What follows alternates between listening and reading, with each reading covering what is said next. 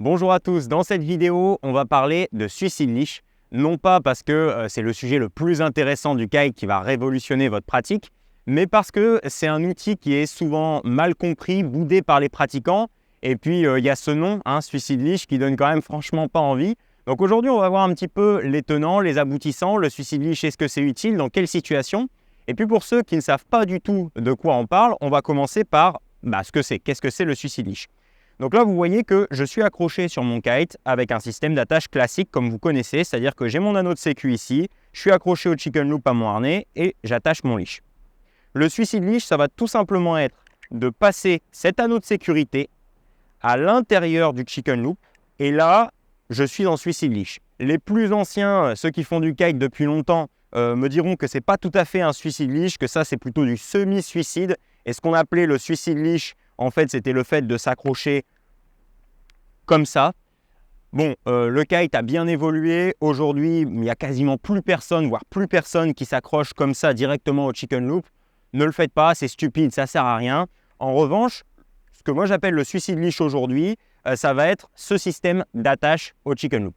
Maintenant, on va voir à quoi ça sert le suicide leash, quelles pourraient être les motivations de venir s'accrocher comme ça au niveau de son chicken loop.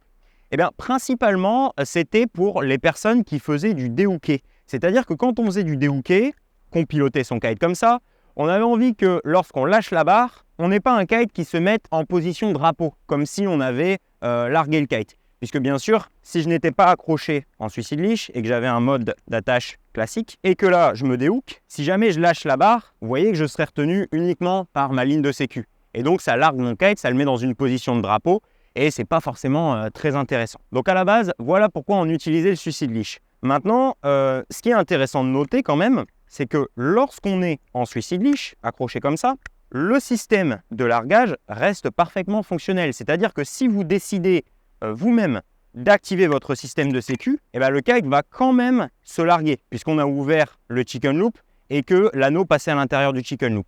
Donc c'est uniquement lorsque le chicken loop est retiré, mais que le système de quick release n'est pas ouvert, que là on va faire une différence. Et ça c'est assez important à comprendre pour voir comment on peut utiliser le suicide leash finalement. Donc là probablement que vous êtes en train de vous dire ok bon tout ça c'est très bien, mais moi je ne fais pas particulièrement de déhooké, je ne vois pas pourquoi je serais concerné par cette histoire de suicide leash.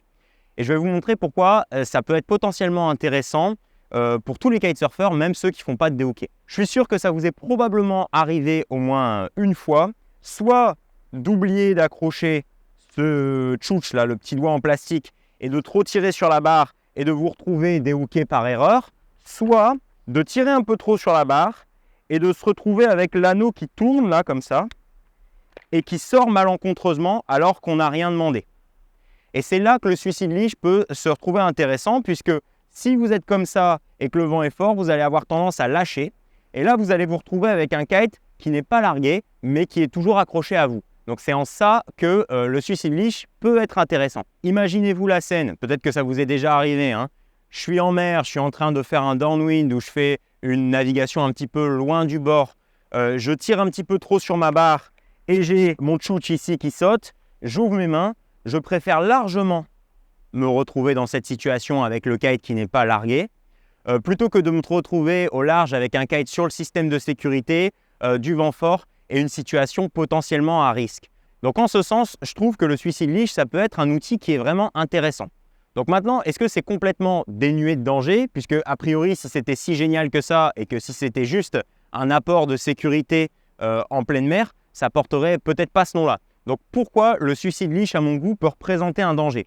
Premièrement, si vous utilisez un leash long. Là, vous voyez, j'utilise un leash court. Et donc si la situation s'envenime, par exemple, si ma barre était dans cette situation-là, j'ai un risque de death loop. Et donc, je vais avoir besoin d'ouvrir le quick release de mon kite. Grâce à mon leash court, vous voyez que le système de quick release ici est parfaitement accessible. Si j'utilise un leash long, comme c'est le cas ici, je retire mon leash court. Et là, vous voyez que dans ce scénario-là, c'est quand même beaucoup plus compliqué parce que je ne vais pas pouvoir accéder à mon système de quick release. Et donc, en ayant mis le suicide leash sur un scénario de barre comme celui-ci qui me ferait partir en death loop, là je me retrouve en danger. Donc bien garder ça en tête. Si vous utilisez un leash long et que vous n'avez pas de besoin spécifique type dehooké, je vous recommande de ne pas utiliser le suicide leash. Le deuxième scénario dans lequel ça peut être vraiment accidentogène, c'est au moment du décollage. Vous le savez, si vous suivez mes vidéos depuis longtemps, je recommande toujours un décollage où on tient le chicken loop à la main. C'est l'assurance que si la situation s'envenime, si notre assistant fait une erreur, on puisse ouvrir la main et se retrouver avec le kite qui est largué sur le système de sécurité. Là, vous comprenez bien qu'avec le suicide leash, ce n'est pas possible. Si votre assistant fait une erreur, lâche le kite à un moment inopportun et que votre kite commence à partir dans la fenêtre, si vous ouvrez la main, vous êtes toujours connecté à votre kite. Donc attention, là aussi au moment du décollage, le suicide leash peut représenter un danger. Donc qu'est-ce qu'il faut garder de cette vidéo? Qu'est-ce que serait le conseil concret que je vous donne? Est-ce qu'il faut utiliser le suicide leash? Est-ce qu'il ne faut pas l'utiliser?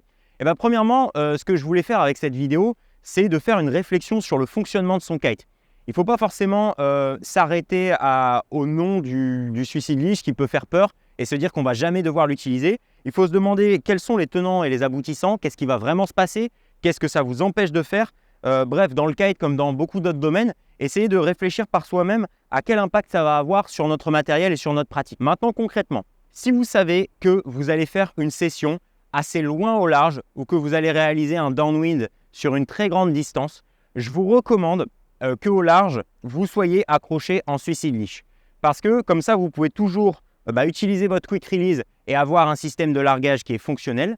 Mais si vous avez un retrait du chicken loop qui est accidentel, comme je vous l'ai montré tout à l'heure, là, à ce moment-là, vous n'avez pas votre kite qui est largué en pleine mer et vous avez quand même de bien meilleures chances de vous retrouver en sécurité. Attention néanmoins, le suicide leash, c'est quelque chose que vous devez faire une fois que vous avez décollé pour éviter les risques inhérents au décollage dont je vous ai parlé tout à l'heure. Et c'est quelque chose que vous devez absolument bannir si jamais vous êtes en leash long et que vous ne faites pas de dehooké, bien sûr. Si vous voulez faire du dehooké, oui, il va falloir être en suicide leash et oui, il va falloir utiliser un leash long. Mais à ce moment-là, vous savez ce que vous faites, vous prenez vos responsabilités et puis il n'y a pas de problème. Vous n'avez pas besoin de cette vidéo pour comprendre à quoi pourrait vous servir le suicide leash. Et voilà, j'espère que cette vidéo vous aura été utile, que vous avez vu un petit peu plus clair. J'ai bien conscience que ce n'est pas un sujet qui est complètement évident, hein. Et si vous voulez en discuter, je reste tout à fait disponible dans l'espace commentaire et je vous dis à la prochaine dans une future vidéo. À bientôt.